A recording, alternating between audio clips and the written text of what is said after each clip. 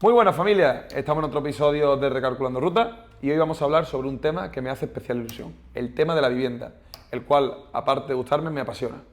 Bueno, Alfonso, creo que queda claro que este capítulo es tuyo, porque es algo que domina, además es tu profesión y algo que te apasiona. Y creo que tú puedes darle luz a una problemática que hay actualmente en España, que hay escasez de vivienda y precio elevado. Y bueno, explícanos por qué crees que se debe tanto esa escasez como ese precio tan elevado en estos últimos años. Bueno, el problema de la vivienda, como bien tú has dicho, es algo real a nivel de España y básicamente es porque España es la joya de Europa. Es decir, tenemos este problema porque tanto nuestra dieta como nuestro clima, como incluso nuestra gente, a nivel de Europa es único. Vivimos en el paraíso. Vivimos en el paraíso. De hecho, yo, por ejemplo, más concretamente, la ciudad de Málaga la comparo como la Miami de Europa. Y creo que no voy muy desencaminado. Entonces, ¿qué ocurre? Tenemos a toda Europa y a toda España que quiere vivir en el sur, e incluso en Europa que quiere vivir en España. Entonces, cuanto más al sur nos damos cuenta de que el problema de vivienda se incrementa. Entonces, si vemos que el gobierno no incentiva la construcción de viviendas, ya sea liberando suelo, urbanizándolo, o fomentando la construcción de VPO, o incentivando al sector privado para que construya, y que el beneficio que a lo mejor saca vendiendo una vivienda pues de forma privada 300 o 400 mil euros, si puede sacar lo mismo, pero el gobierno le da una parte, pues ahí tendríamos una vivienda más asequible para todos los bolsillos. Es decir, soluciones hay varias, pero por algún casual no interesa o simplemente se hacen promesas de cara a otras elecciones y al final vemos el circo que tenemos. Sí, soluciones poco productivas y que son a largo plazo que no solucionan la problemática que hay. ¿Y qué piensas respecto? Porque en España grandes ciudades están masificadas como vemos Barcelona, Madrid, Valencia o como el caso de Málaga. Pero luego por otra parte vemos que hay muchos pueblos que se están vaciando y que la España, digamos, de la zona del centro y demás, pues se encuentra muy desierta, con muchas viviendas que se quedan vacías y que el precio de la vivienda cae. ¿Considera que habría que valorar el hecho de volver a los pueblos en vez de las ciudades? Bueno, los pueblos que están muy cerca sí es verdad que también han aumentado su precio, pero es lo que tú dices, pueblos que no tienen ningún a lo mejor atractivo y que a lo mejor, como tú bien dices, pues se están quedando desérticos, habría que valorar en función a la calidad de vida que queremos tener, en función a nuestro bolsillo, si me compensa irme a media hora, 40 minutos de mi trabajo, o bueno, si del trabajo ya, yo creo que habría que primero valorar la calidad de vida, ahorrar un poco más, y cuando tengamos ya esa capacidad económica para irnos a vivir al centro de una ciudad, movernos. Pero si vemos que nuestro bolsillo está ajustado y encima tenemos una familia, yo creo que habría que priorizar la calidad de vida, más que vivir en un pisucho pequeñito de 50, 60 metros, una familia mejor de 3 4 personas y ahogado, por tal de vivir a 10 minutos de mi amigo o es que yo he vivido toda la vida en este barrio. Entiendo que al final te puedo doler, pero todo el mundo tiene derecho a vivir en tu ciudad y en tu barrio, pero ¿qué ocurre? Si al final viene una persona de fuera que gana 4 o 5 veces más que nosotros, el problema no es de esa persona, ni hay que decir, no, vivienda por el extranjero no, el problema es que el sistema económico del país pues no fomenta la riqueza y que tendrás que buscarte tú una solución alternativa porque nadie va a venir a salvarte. Entonces, para sintetizar, yo priorizaría calidad de vida a intentar vivir a un minuto del trabajo. Hay que ser un poco consecuente con tu situación. Es mejor vivir en una casa, por ejemplo, y desplazarse todos los días 40 minutos al trabajo que vivir, como bien dice, a 5 minutos y vivir en un piso de 40 metros cuadrados. Ya cada uno, obviamente, depende de la prioridad que le dé al uso del vehículo y tal, que valore, pero yo tengo claro y yo soy defensor, digamos, de la vida en los pueblos, de que es una vida más cómoda en el día a día, hace falta menos vehículos para el desplazamiento, todo está más cerca, puede ir andando a la mayoría de los sitios. Y creo que eso, mucha gente que vive en las ciudades, que ha crecido allí, lo desconoce, no sabe que existe y que puede tener una vida pues mucho más tranquila y no vivir, digamos, con esas hipotecas tan grandes como vemos. Claro, es que ten en cuenta que la vida en las ciudades ya es más rápida que, como tú bien dices, los pueblos.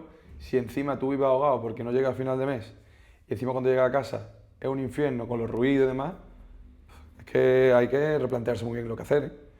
Y por el precio que paga una habitación o un estudio, en un pueblo, si no me equivoco, puede llegar a pagar una casa o un piso en condiciones bastante grandes. Entonces, Cada uno tiene que valorar su situación y en función de la situación, pues desplazarse.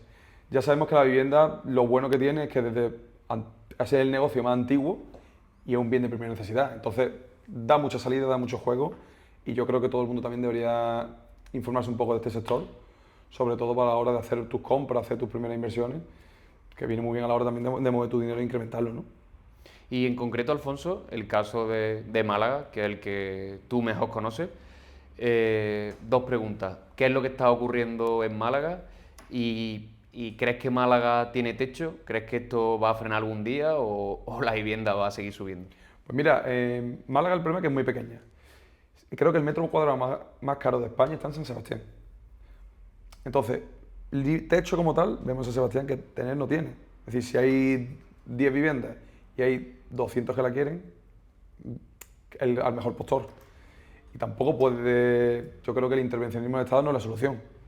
Porque al final cuando el Estado interviene de forma externa en un mercado concreto como se interviene en el de Málaga, yo creo que lo que puede conseguir es el efecto contrario, ¿no? Que se busque vender más viviendas o que se busque cobrar el mismo alquiler pero de aquella forma o que la gente directamente deje las viviendas paradas, que también ocurrió en Barcelona, ocurría con el tema de la ocupación, que muchas veces se asustaban, no querían venderla ni alquilarla y la cerraban, ponían puertas de alta seguridad y listo. Entonces, el intervencionismo al final lo que lleva es al efecto contrario y en Málaga la única solución que se me ocurre es simplemente pues, seguir construyendo más hacia el monte y ver un poco qué va ocurriendo. Y si vemos que Málaga se convierte, como bien he dicho antes, pues la Miami Europa, que tiene toda la pinta, porque salvo que se inventen algo externo, yo pienso que esto es complicado que caiga, porque esta subida, la demanda es totalmente orgánica, creo que el techo no lo vamos a ver.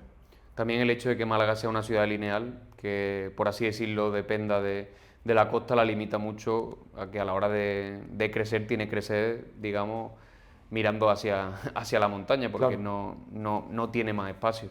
Y considera, Alfonso, que tú, por ejemplo, que siempre has sido de Málaga, ¿valorarías la posibilidad de dejar Málaga? ¿Te dolería? ¿La aceptaría? ¿O hasta el punto de irte a otra provincia, fuera de la provincia? ¿O consideras que hay tanta calidad de vida aquí que merece la pena pagar el precio que se pide? Claro, mira, a mí Málaga me encanta, pero obviamente si mi situación no me lo permitiese, o mi situación cambiase, o incluso las leyes del país se pusiesen totalmente, bueno, que no se pudiese vivir aquí, por supuesto que me iría a otra provincia, incluso a otro país si hace falta. Al final no puedo estar pretendiendo forzar algo que no llego, que no puedo. O dedicando a quejarme por las redes sociales de que no, es que Málaga de los malagueños. Pues no hace tampoco en un sitio, ¿qué podemos hacer? Es que todo el mundo tiene el mismo derecho a vivir en el sitio que quiera. Y al final, si la riqueza del país no se fomenta y yo gano menos que una persona que quiere vivir en el mismo sitio que yo y él paga más que yo, pues obviamente, Oferta si y yo soy demanda. oferta y demanda, si yo vendiese esa vivienda también preferiría venderse al que más me pague, ¿no? Entonces tenemos que poner un poco la situación de otro. Muy bonito criticar cuando no hacen nada, cuando no tienes nada, pero cuando tú llegas a esa situación, seguramente haría lo mismo que esa persona. Entonces, claro que valoraría el desplazarme a otro sitio si fuese necesario. Y el tema de la ocupación, es evidente que ya el Estado hace años tendría que haberle dado una solución y algo que tampoco ayuda, Es que no sé por qué no interesa eso. No... hay barrios en los que literalmente lo ha destruido, ya lo hemos visto en Barcelona, y que ha hecho que los propios vecinos, que eran familias, por así decirlo, que llevaban ahí toda la vida, tengan que vender su vivienda a bajo precio e irse de allí. Y por el miedo, porque al final a nadie le gusta tener el mismo bloque que uno ocupa viviendo al lado tuya, ¿no? Las Que, sensaciones que dan. que es cierto que habrá un porcentaje de las ocupaciones que sean familias que no tienen otro sitio donde estar y no les quede más remedio, que por desgracia existe, pero que también hay un porcentaje alto, y esto es una realidad, de gente que usa esos pisos para delinquir, para Claro. prostitución o para temas de Sí, droga. totalmente. El tema de las familias que no tienen también recursos, pues obviamente claro que hay. También pienso que yo me doy cuenta en la calle que trabajo siempre hay. Que eso también lo hablé en otro podcast, el trabajo, el paro y demás. Pero es verdad que hay trabajos que a lo mejor nadie quiere, como hay gente que no le gusta trabajar en la obra, camarero, que todo lo hemos hecho. Entonces tenemos que ver pues cuándo tenemos que hacer ese esfuerzo para poder permitir una vivienda y no meternos en casa de otro si realmente esa persona, ¿por qué tiene que sufragar nuestro problema? Exactamente. La libertad de una persona termina donde empieza la de otra. Y ahí no podemos invadir esa intimidad. Y por último, Alfonso, déjanos un mensaje esperanzador de cara a la vivienda, cómo crees que deberíamos gestionarlo, crees que deberíamos comprar ya directamente la vivienda en la que vamos a vivir o empezar por algo más pequeño y que luego esa vivienda podamos alquilarla siempre que se pueda. ¿Cómo lo plantearías tú o cuál es tu idea respecto a la compra? Pues mira, yo soy partidario de que mi capacidad de endeudamiento la utilizo para comprar viviendas para hacer negocio. Ya sea alquiler vacacional, que en Málaga, como sabemos, está muy de moda, a la vista está, o alquiler a temporada por habitaciones, el modelo de negocio, el que quiera, que ya lo hablaremos en otro podcast. Pero para vivir, yo viviría de alquiler. ¿Qué pasa? Cuando yo tenga mucho capital o quiero una casa en concreto, una zona en concreto donde no hay alquiler, pues ya sí compraría. Pero de momento yo viviría de alquiler y mi capacidad de endeudamiento la utilizaría para apalancarme y poder seguir creciendo.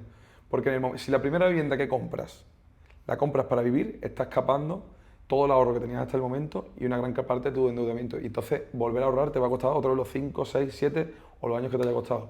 Va a depender un poco de tu situación.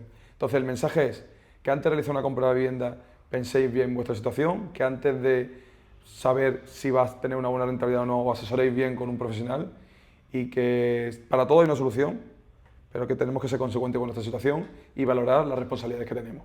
Y que dependiendo de cada época, habrá épocas en las que salga más rentable vivir de alquiler y otras en las que no salga más rentable comprar. Eso es evidente, ya lo vimos en el 2008 y bueno, todo es cíclico, las cosas parece que se repiten, pero es cierto que hechos pasados no predicen hechos futuros.